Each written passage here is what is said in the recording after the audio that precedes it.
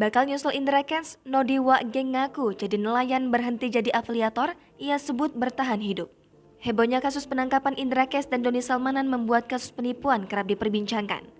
Ada 34 afiliator yang tengah diburu oleh pihak kepolisian, sehingga para afiliator ketar-ketir dengan kabar tersebut. Salah satunya Nodiwa Geng yang merupakan salah satu afiliator membuat kehebohan tersendiri.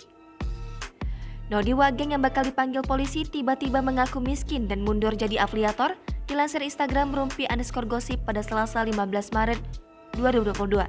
Nodiwa Geng tampak memperlihatkan profesinya sebagai nelayan. Ia mempersilahkan wartawan masuk ke perahunya. Kemudian, hasil ikan dan lobster dibakar untuk makan. Disebutkan kalau dirinya tengah bertahan hidup. Jangan lupa subscribe, share, komen, dan like ya.